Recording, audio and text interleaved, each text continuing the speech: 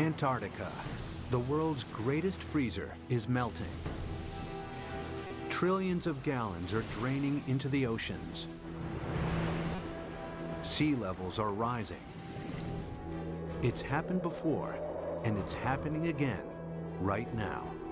It's not a question of will sea level rise a large amount. It's only a question of how fast that will occur.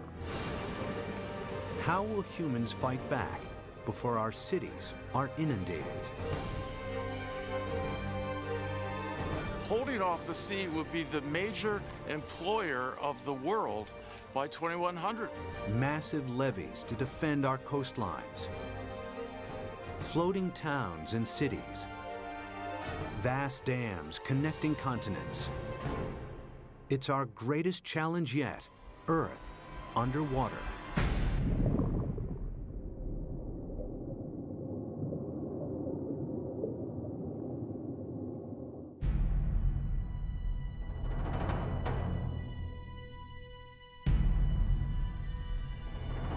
This is New York in the 24th century. Sea levels have risen by 120 feet. Manhattan is flooded. What could cause such a terrifying scenario?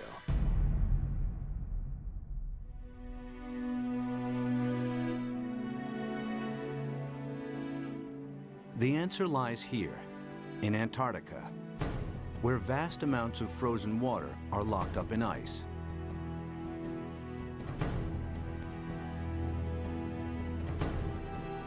Some of Antarctica's ice sheets are more than 2 miles thick. If melted, this ice would dramatically raise sea levels. And the melting has already started. Taxi checks complete.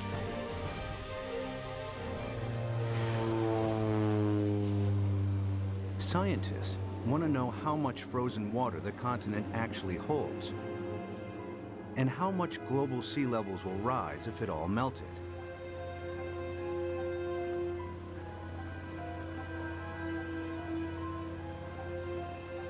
Specially equipped aircraft send radar beams deep into the ice, which reflect off the bedrock and measure the depth of the ice sheet.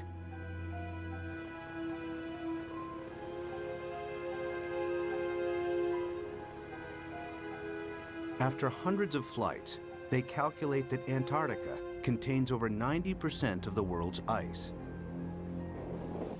Together with Greenland, it's enough to raise global sea levels by an astonishing 230 feet. This is what North America would look like if all of the planet's ice melted. Europe would also shrink. London's Tower Bridge would become a solemn monument in the sea.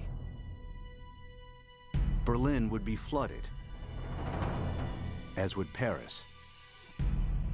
But how likely is such a scenario? Is sea level rise reality or myth?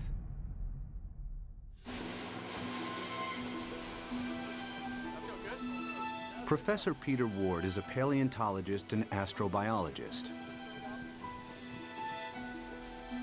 He's written extensively on the history of life on Earth.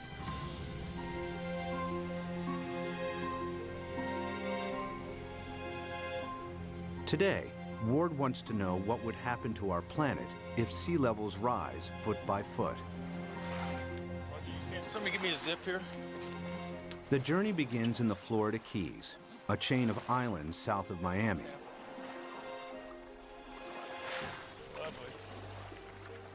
He's looking for clues from the past that may help predict the future of our planet. All right, guys, you want to go swimming? You ready?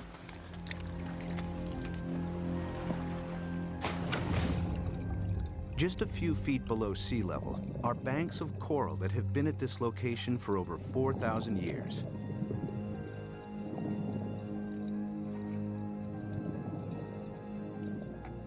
During this period, sea levels have been stable, not just in Florida, but around the world. Who's going swimming with me? Come on, boys. But it hasn't always been like this.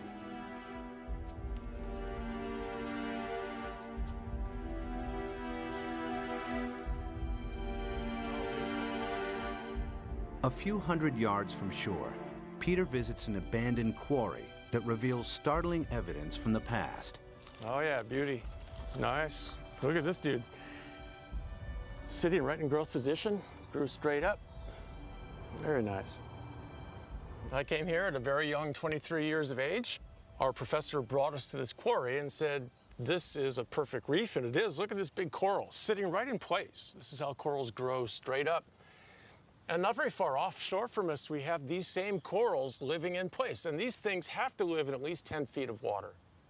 So we're sitting here. There's not been any volcanism. Nothing has lifted Florida up. How could you get this coral this high up in the air now, unless you had sea level, at least another 10 feet above this? It was the first indication to me that sea level, which I knew had gone down and come up, but I had never thought that it could be higher than it is now. If history repeats itself, our coastal cities would be inundated. Sea level rise is not a myth. It could happen again, just as it's happened before.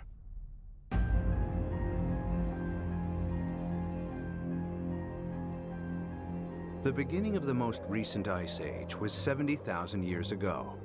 The ice sheets expanded, the planet's landmass grew, and sea levels fell. Then temperatures rose again. The ice receded. Sea levels climbed and eventually settled at today's coastlines.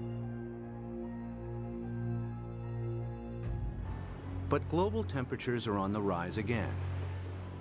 This time from humans burning huge amounts of fossil fuels. They produce CO2 and other greenhouse gases that heat up our atmosphere. Whenever global temperatures rise, sea levels follow. We have emitted so much carbon dioxide that the amount of carbon dioxide in our atmosphere has increased by about 1/3 in the last 100 years, and it is now higher than any time since at least 1 million years. We expect about 3, 4, even 5 degrees centigrade warming in this century. The warmer it gets, the faster the sea level rises. That means sea level rise will get faster and faster as we heat up the planet more. Of course, predicting future sea level rise is difficult, as the planet has never before experienced the dramatic increase in CO2 of the last 100 years. But Professor Rahmstorf's climate model predicts a maximum 6-foot sea level rise this century, as higher temperatures kick in.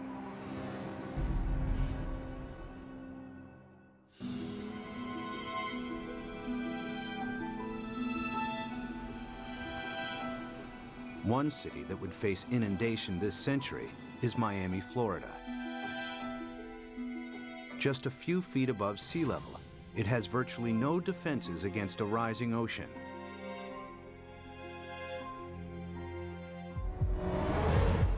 After 1 foot of sea level rise, these beaches would be regularly flooded at high tide. After 2 feet, many roads would be submerged. After 3 feet, if a hurricane strikes, the surging water would overcome sea defenses and cause flooding deep inland. Much of the region's coastal real estate would be ruined. We are looking at millions and millions and millions of dollars of real estate here. And we can assume that every one of these things is $500,000 to $1 million. We've got 100 here, we've got $1 billion in a very short area through here. So our $1 billion of houses, we get 1 meter, 3 feet of sea level rise, and every single one of these houses is useless. Who's gonna buy them?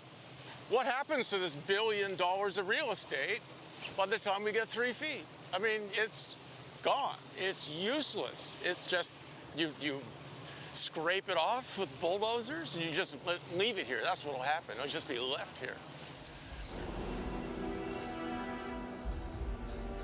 And it's not just residential properties that will be affected. Think of all the wharves and all the places where ships offload and onload all the goods and services. And if sea level rises even 3, 4, 5 feet, every single one of those ports has to be replaced. The cruise ship lines, there are billions of dollars of infrastructure that even a small sea level rise takes out. You got to rebuild it all over again. After 4 feet of sea level rise, electricity supplies would be affected as coastal power plants are flooded. After 5 feet, some of Florida's freshwater resources would be contaminated with seawater, and the Everglades National Park becomes a vast bay. After 6 feet, millions of Floridians would have to evacuate the state. So what's going to happen to Florida? By 2100, we'll be at least 4 to 6 feet higher. So this tide, which is not a high tide, will be about here, up to here. There's no way that we can keep the sea back as it rises. Miami-Dade County will be severely diminished.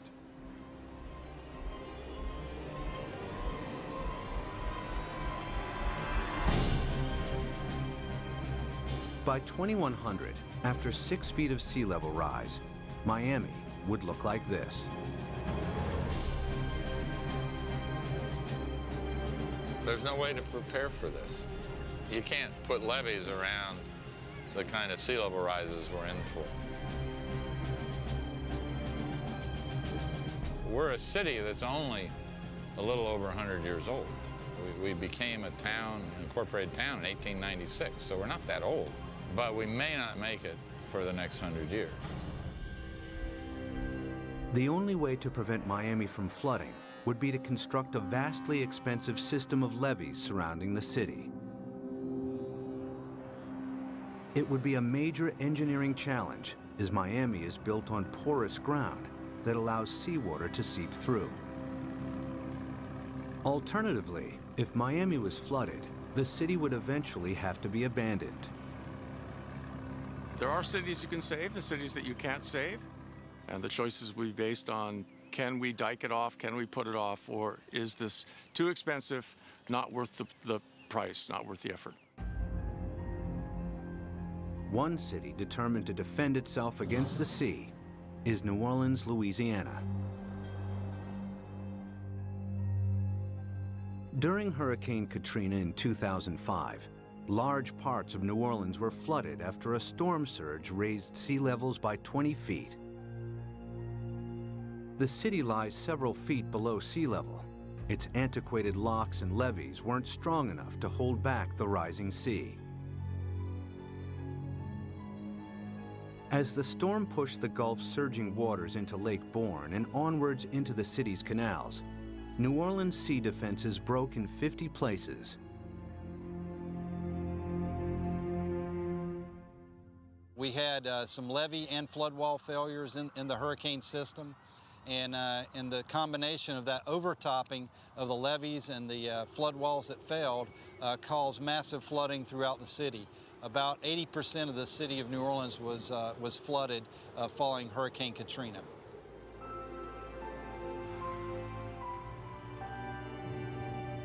It took weeks before the floodwaters were pumped out and residents were able to return. Among them were Victory Wallace Taylor and her son Peter, who returned home to a badly damaged house.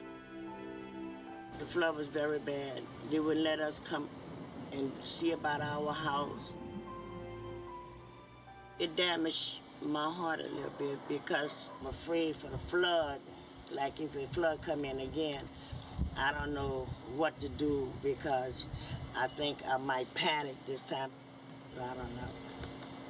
It is a hard pill to swallow, you see.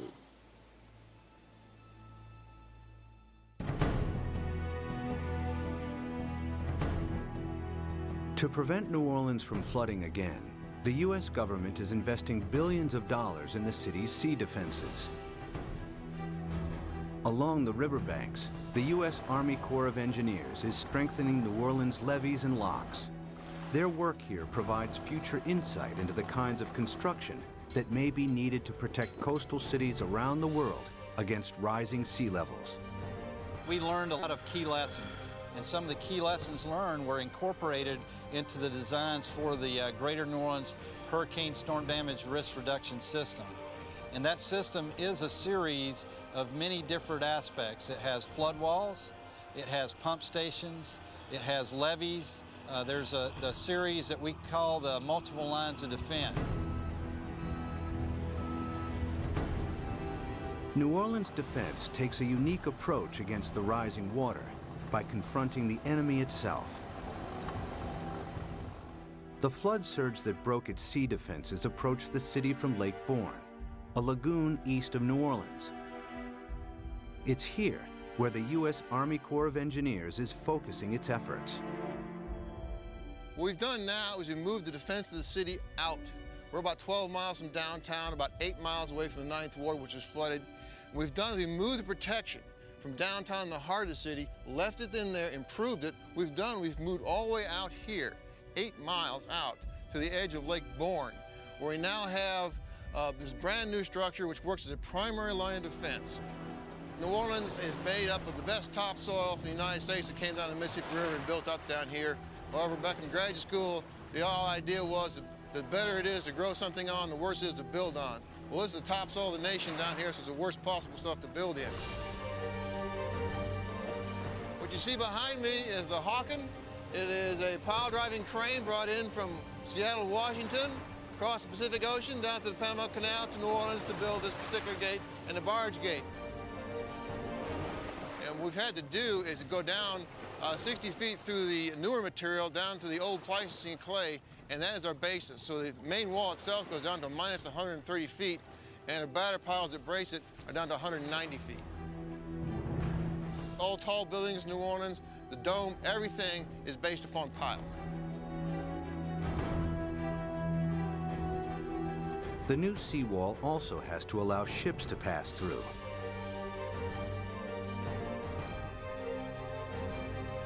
Dry cofferdams are put in place to construct barge and sector gates. The concrete is poured, the dams are flooded, and the gates can be completed.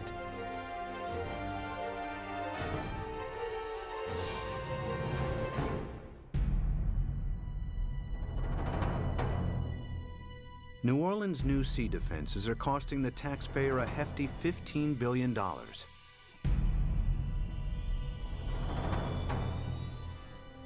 But their design only accounts for storm surges that build from sea levels today.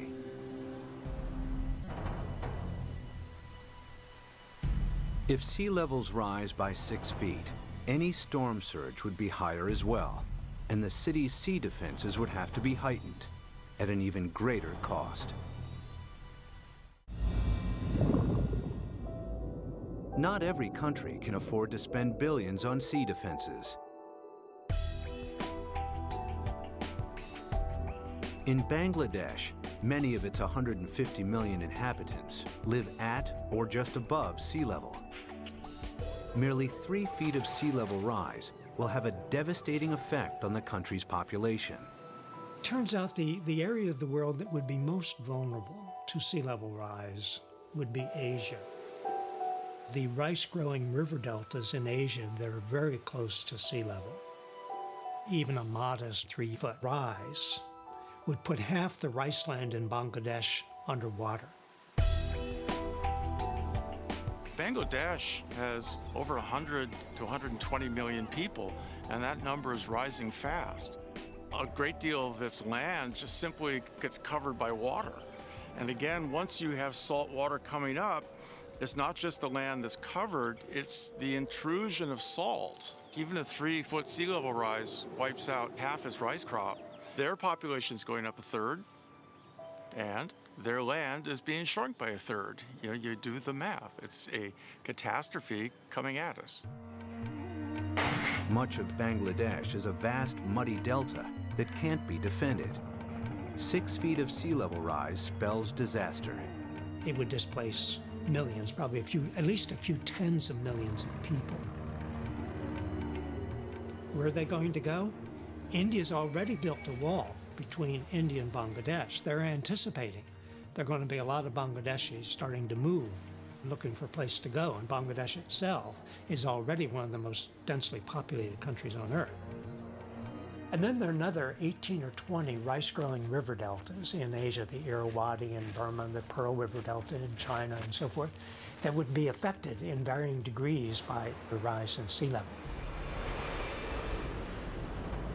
By the end of the century, cities and coastlines around the world will be under siege from the rising tides. Everywhere, people will be building levees and sea defenses to fight back.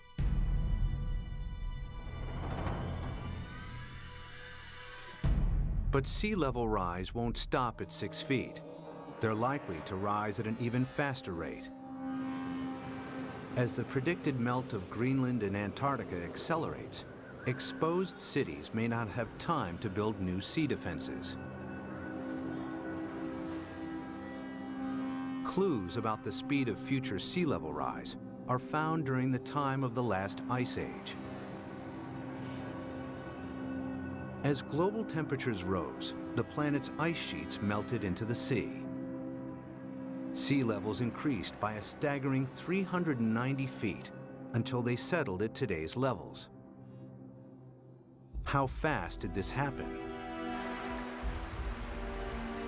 The answer may help predict how quickly sea levels could rise in the next century, and how much time we have to defend our coasts. Professor Rick Mortlock is one of the world's leading experts on past sea level rise. He and his team collect fossilized coral from the seabed. In the lab, they analyze and compare the exact depth and age of each sample. A clear picture emerges of how fast sea levels rose thousands of years ago. We have 2 pieces of fossil coral that was recovered from drill cores off of Barbados.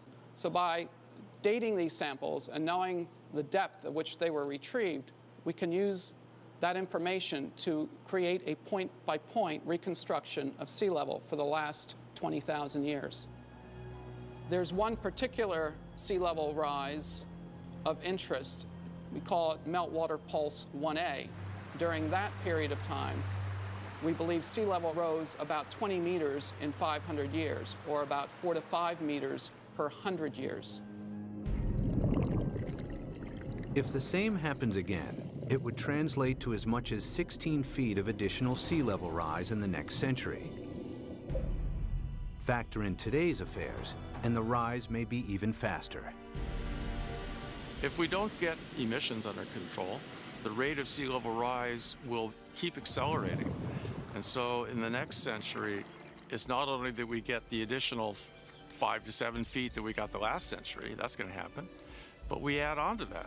So now we're looking by 2200, probably at least 15 feet above, and probably 20. By 2100, the cities will know that they are doomed. The coastal cities, anyway. If the oceans rose with accelerating speed, the planet's most exposed cities may not have time to build adequate sea defenses.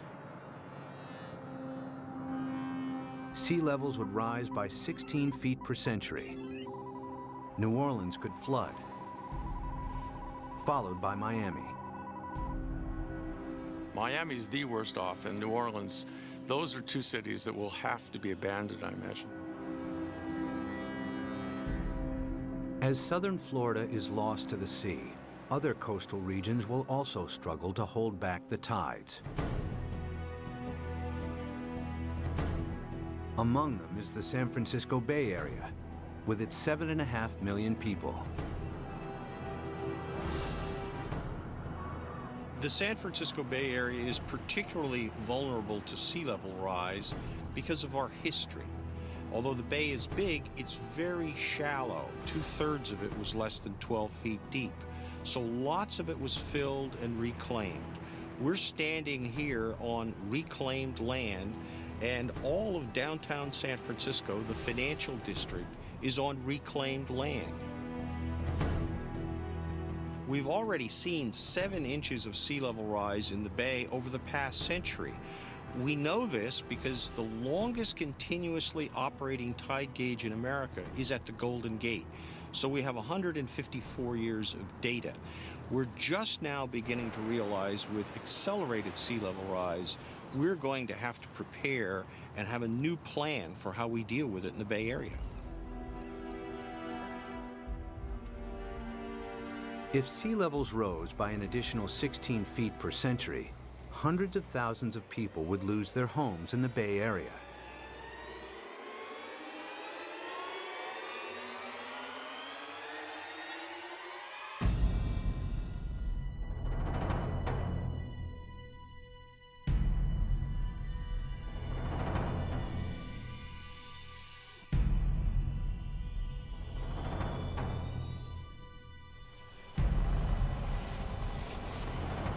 To protect San Francisco Bay, levees would have to be built on a massive scale.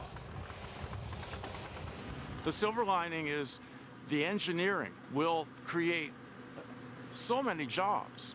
Holding off the sea will be the major employer of the world by 2100, I think. This is going to be worldwide.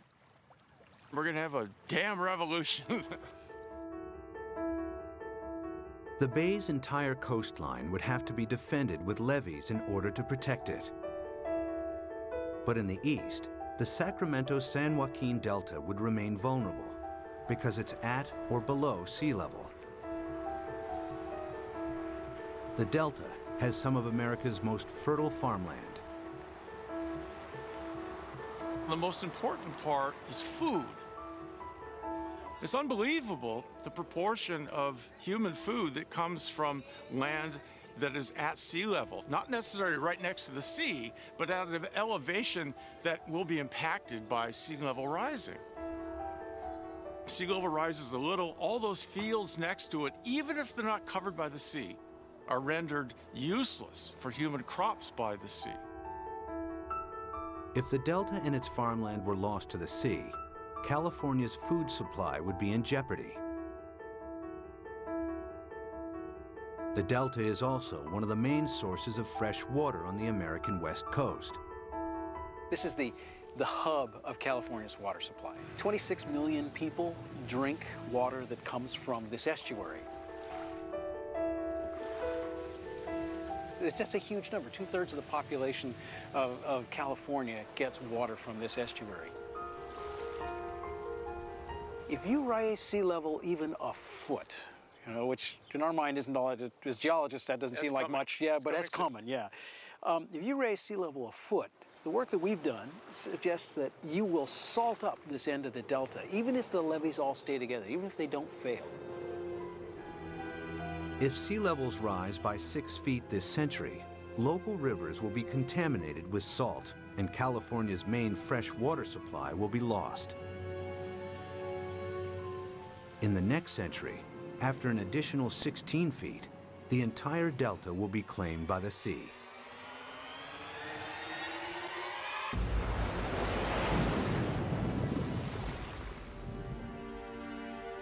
But there may be a way to defend both the delta and San Francisco Bay.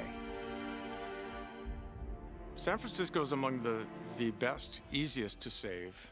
The most radical solution would be putting a big dam right across the bay under the Golden Gate Bridge. On the ocean side, the sea is about 130 feet deep. Building a dam would be controversial and would turn the bay into a freshwater lagoon. But at a time of intense sea level rise, some may consider this the best option.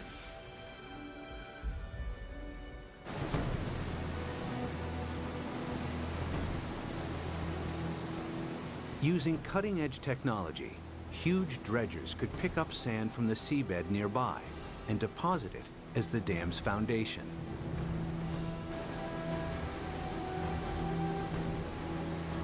The dam's shallow incline would ensure maximum stability against earthquakes, breaking the power of the ocean waves with ease.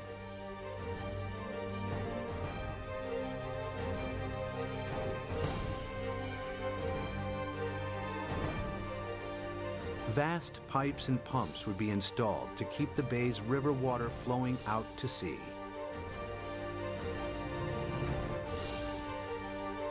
The Golden Gate Dam would cost $2.5 billion and could be heightened to deal with any sea level rise in the future. San Francisco and the Bay Area would be saved.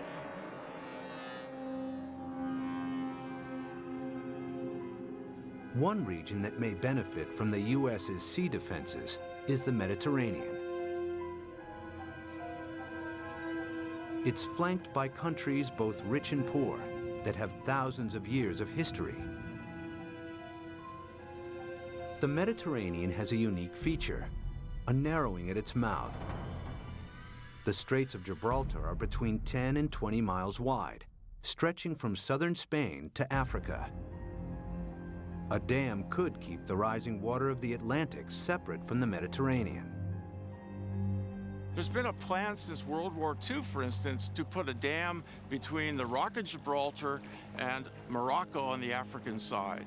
A dam big enough that sea level rise does not affect the Mediterranean. But building a dam here has one major drawback. Every year, the Mediterranean loses 2 feet of sea level through evaporation that is compensated by the inflow of water from the Atlantic. The dam would cut this off. In the case that you build a dam in the Gibraltar Straits, there will not be the flow of water from the Atlantic. So in the case that you cut the flow, so there will be a evaporation, there will not be compensation, and there will be a permanent drop of the water level.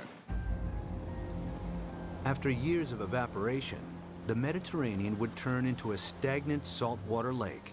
Eventually, the sea would dry out. And if then the sea level would rise, let's say another... Sea defense engineer Peter Janssen maps out possible solutions on how to keep the Atlantic flowing while building the world's largest super dam. I looked at the surroundings. I looked at what may be required to make a closure. And then, well, I thought it may be feasible.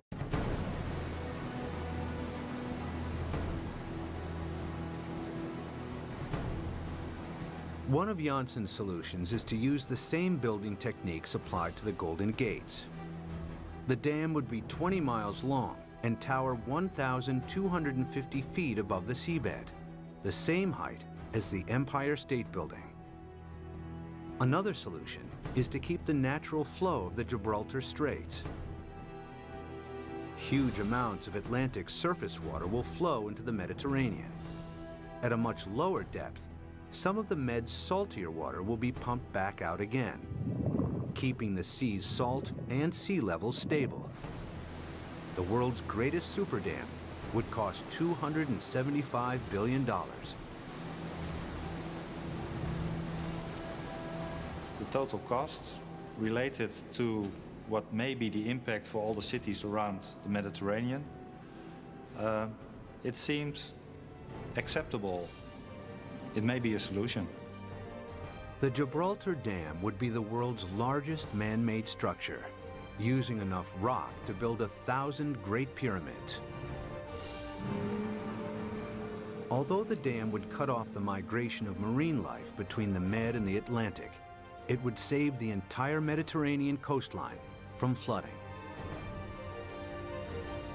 It's certainly technologically possible. The old cradle of civilization becomes really the center of civilization. They would be the last coastal cities never affected by sea level rising.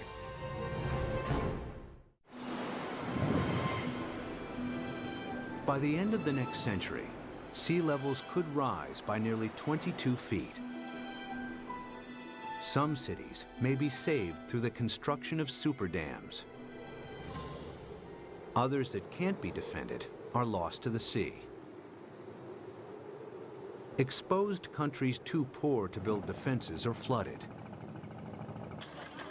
Around the world, hundreds of millions are displaced. It's likely that by the 23rd century, the ice sheets will melt at an even faster rate, and that the oceans will rise with increasing speed. The planet's growing population and a continuing hunger for cheap energy could make it worse.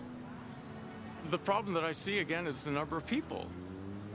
Every new person is going to want housing. Every new person is going to need food, obviously, and want transportation. Let's say that all of us cut our gas emissions. So 6.5 billion of us cut down by a third all our usage, and then we raise the population by a third.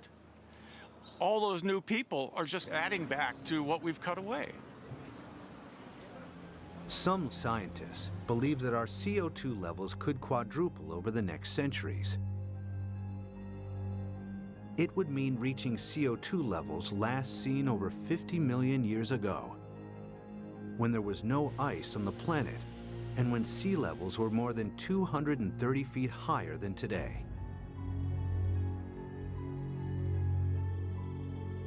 In the worst case, if we are so foolish as to burn all the fossil fuels so that carbon dioxide increases to more than 1,000 parts per million, then there's no question we will melt all the ice on the planet, which would mean a 75-meter or almost 250-foot rise in sea level. It's not millennia. It's not going to take thousands of years. The forcing of humans is so large that it will do the whole job within a timescale of centuries, I believe. This is the worst-case scenario. CO2 levels triple, global temperatures dramatically increase, and the Antarctic rapidly melts. The world's coastlines are eroded as sea levels rise by an additional 50 feet by the end of the 23rd century. One rich city that would struggle to defend itself is London, Western Europe's largest metropolis. Its main river, the Thames, is tidal, and water levels vary by up to 22 feet. The Thames barrier defends the city against storm surges from the sea. If a tide is unusually high, the barrier closes its gates, and inner London is protected. If sea levels rise by 6 feet, the barrier would have to be replaced by a huge seawall upstream. But if they rise by 50 feet per century, there may not be enough time to build adequate sea defenses.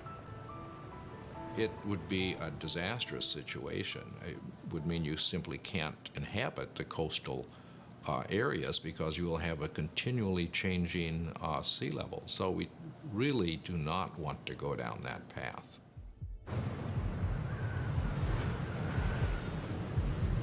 If CO2 continues to increase at a growing rate, 50 feet of sea level rise per century is a distinct possibility. The swiftly rising oceans would bypass any new seawalls. London and large parts of England would be flooded within a few centuries. The worst case scenario is when we have maybe 4 to 6 feet within a decade.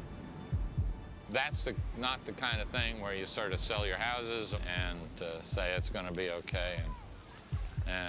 But you're trying to get out of there without drowning. It's going to challenge the existence of civilization. One of London's most famous landmarks, the Tower Bridge, would become a somber outpost in the sea. I mean, there would be a degree of panic that we cannot imagine as each country tried to figure out how it somehow could survive. Rising oceans would seep underneath obsolete levees or breach areas where there wasn't the time or money to strengthen seawalls. The rapidly rising sea levels would soon overwhelm large parts of continental Europe. By the time all of the Antarctic's ice has melted, Denmark, the Netherlands, and large parts of northern Germany and France will be lost. Significant sea level rise may turn Berlin into a coastal town within centuries. Another 100 years, and the city would be lost to the sea. The rising sea would creep up the River Seine and find its way to Paris. With an elevation of 115 feet, the French capital would be vulnerable to sea level rise. After all of the planet's ice is melted, it will flood. The affluent countries would try to protect their borders against millions and millions who would be leaving the areas most severely affected.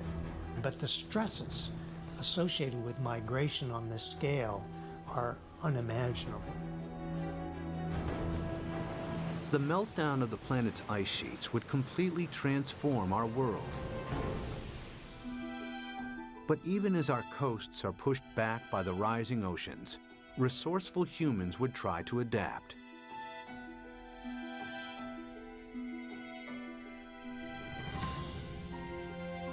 There are already plans to rescue New York.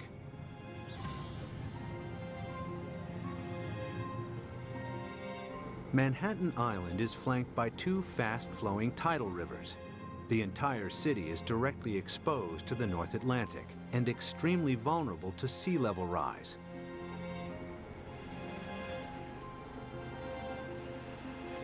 Professor Malcolm Bowman is an oceanographer and expert on the effects of sea level rise in New York. If the worst case scenario, the rapid meltdown of the ice sheet on Greenland, the West Antarctic ice sheet, were to happen extremely rapidly, the future of New York City is in peril. So the city has two options. One, either build massive defenses, or two, start evacuating the city and its population to higher ground. The flooding of New York's underground installations would only be the first in a series of catastrophic events. After the first 6 feet of sea level rise, parts of lower Manhattan would be submerged. If sea levels rise by 50 feet, the water would move into Times Square. Behind me is the Manhattan Bridge, with sea levels rising 250 feet. That bridge would have seawater lapping around the roadway. New York City as we know it would not exist. But there is a way that New York might adapt even to extreme sea level rise.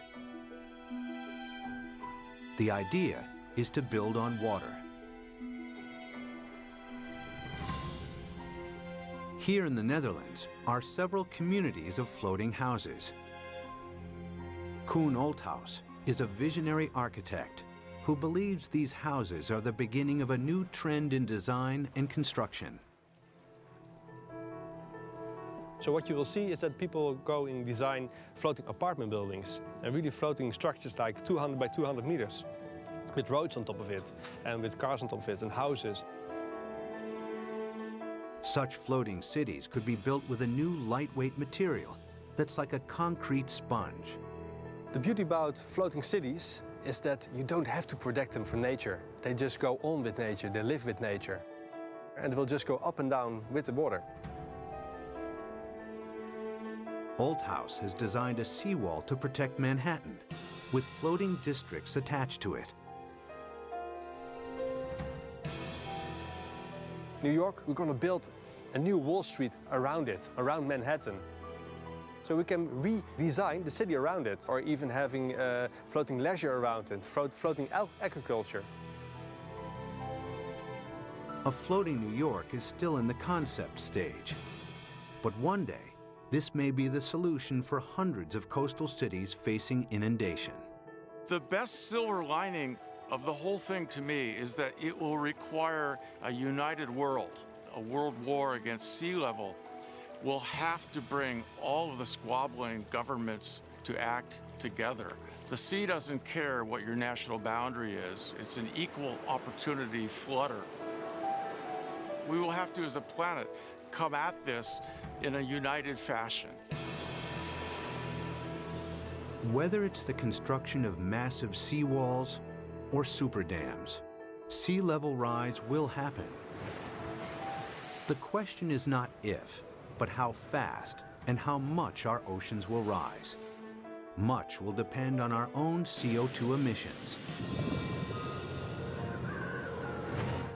Humans will need all their ingenuity to meet the world's greatest challenge yet. When 7 p.m. feels like this.